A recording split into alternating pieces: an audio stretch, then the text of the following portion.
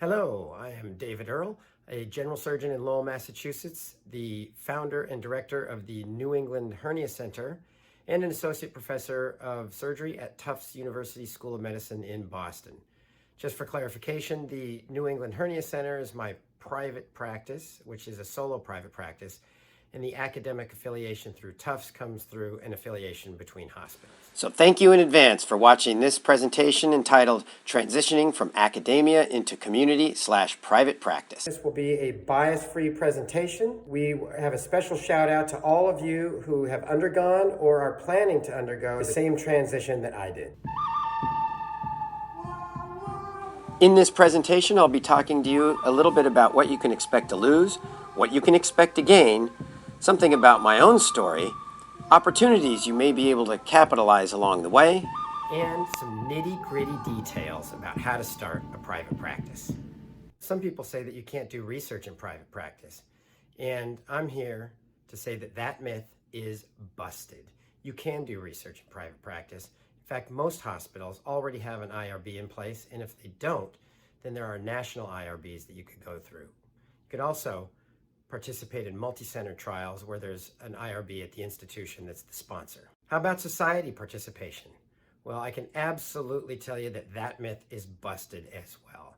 There are plenty of opportunities to participate in all kinds of societies, SAGES especially, where you're going to be faculty for presentations like this, committee members, and even on the board. And for those of you that think teaching can't be part of community or private practice, well, you guessed it. That myth busted. There are entire fellowships that are run out of private practices, and many residency programs will send their residents through private practice. Currently, in my private practice at a community hospital, I'm teaching PA students from Tufts University and Springfield College. And how about a guaranteed paycheck? Well, that you can expect to lose. You eat what you kill, as they say. You work for your dollars, and it's up to you, because if you don't do it, nobody will. So that myth is confirmed. But what you lose in a guaranteed paycheck, you make up for in plenty of other ways. So let's talk about what we can expect to gain. Well, one thing you can expect to gain is your autonomy. That's right, we all have bosses and we all have rules and regulations to follow. But this notion of being obedient to authority because they cut your check goes away immediately. And I've got to tell you that that is like a giant weight being lifted off of your shoulders, chest, abdomen, you name it. It's like being free. It's like being a caged bird set free. And the obedience to authority actually becomes second nature, and you get used to it and almost dependent on it. In fact, they can tell you anything they want to do. I mean, look at the Milgram experiment at Yale. They were actually able to have authoritarian figures tell people to shock people all the way until they were almost dying, just because they were in authority. So make no mistake, that can weigh on you over time. Not having to be obedient to an authoritarian figure that signs your paycheck also allows you to practice medicine the way you want to. Most of us, not all of us, but most of us like to practice quality over quantity. And I can tell you that the people that are running your hospital want exactly the opposite. How many of you get RVU targets or dollar amount figures that you have to meet, and they only go up every single year? It's just simply not sustainable, nor is it good for patient care. They want more and more numbers. They want you to run faster and faster on that hamster wheel until the point that you just can't run anymore. And then they want you to run faster.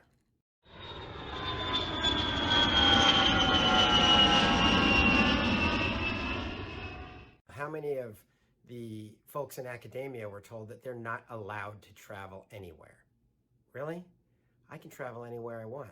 I didn't travel anywhere, primarily because there was no place to go that was open, but it was my choice. I didn't have to be told, and that felt good.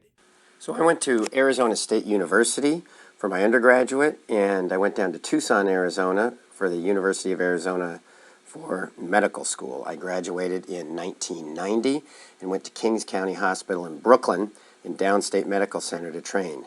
Shortly before I got there, the chief of surgery was murdered in his office, and The year I arrived was the 2,400 murders in 1 year. My second year of residency, I lived through the Crown Heights riots, and that was significant because a couple of our chief residents and our chairman of surgery actually were in the New York Times about that. I then did a minimally invasive surgery fellowship in Westchester County, New York in 1996 with Dr. Felix Steichen, inventor of the side-to-side staple bowel anastomosis, and was subsequently recruited to Springfield, Massachusetts to run a minimally invasive surgical program where I founded and ran a fellowship in minimally invasive surgery for many years and ran the esophageal physiology lab as well as practiced clinical surgery for nearly 2 decades.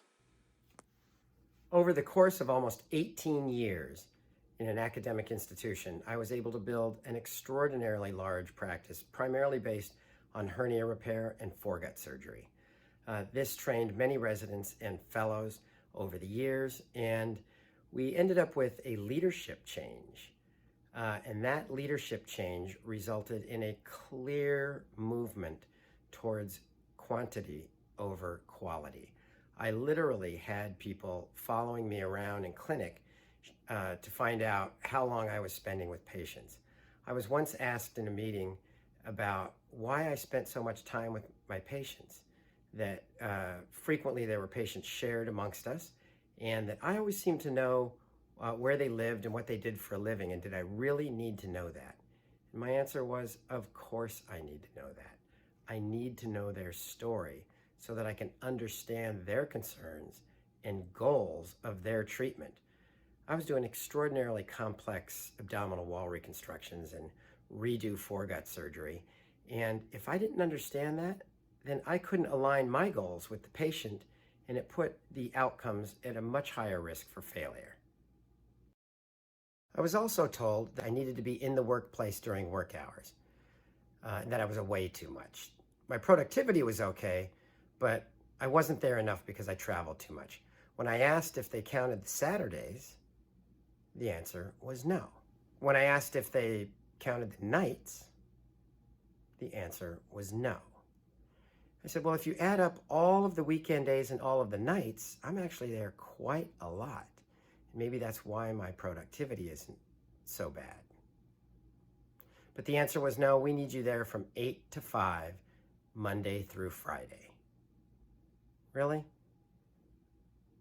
My next question was, well, then I'll just leave at 5 o'clock every day. I'll be there from 8 to 5, but I'll leave at 5. They said, well, you can't do that because you're an exempt employee. We don't pay you by the hour. And they want you to obey.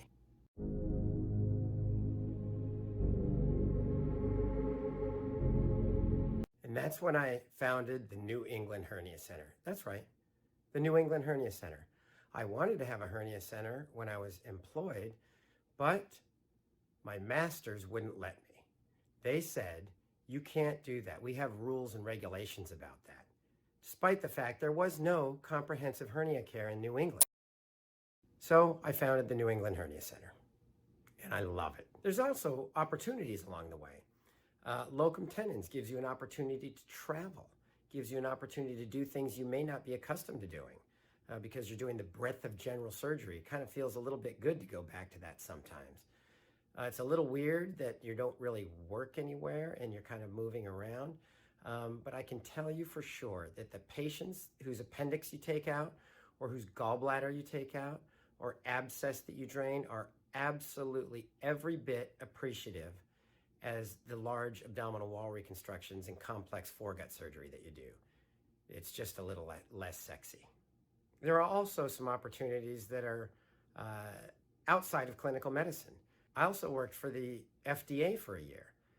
I worked as a medical officer in surgical devices, primarily focusing on robotic-assisted surgical devices. I'd looked at other devices as well, but that gave me an extraordinary opportunity to look at the regulatory process and see how well the FDA actually works, and mostly what great people are working on those teams. They're real people, and they're really concerned about getting safe products to the market as quickly as possible. That FDA experience also laid the foundation for me to continue to liaise with the FDA in a sense by consulting for companies that are trying to bring new robotic devices on the market or any other surgical device for that matter. So how do you transition from academia into private practice? Well, It's not survival of the fittest, as many think, but as Charles Darwin so aptly demonstrated, it's those that can adapt to their environment are those that survive. So when you're ready to leave your corporate masters in academia, who value your training and experience no more than another cog in a wheel, here's a few tips that can help get you started. And remain master of your domain. First, you'll need to find a place to hang your shingle and see your patients. The location is much less important than whether you buy, lease, or share. Buying is the riskiest and most expensive. Sharing is the least risky and least expensive. Next, you'll have to incorporate your business. I used a professional LLC, but you should ask other private practices in the area and get the local lay of the land before deciding. You'll also need a website. A developer will cost between $1,500 and $5,000. Hosting the site will cost only about $20 a month and support around the same, but it's minimal live support. You'll also need to choose an electronic healthcare record. Some of these come with complete revenue cycle management systems that can manage regulatory issues, billing, coding, and even pre-authorizations. You'll also need a lot of numbers: tax ID number, individual NPI, group NPI, loads of billing numbers, and a fax number is really important. You'll also need staff, someone to answer the phone, check in patients, and somebody to generally run the business and make sure everything happens on time and up to date, including hospital privileging and such. So enjoy your newfound freedom, and most of all, have fun. Change is good, and remember, it's not survival of the fittest, it's those who can adapt.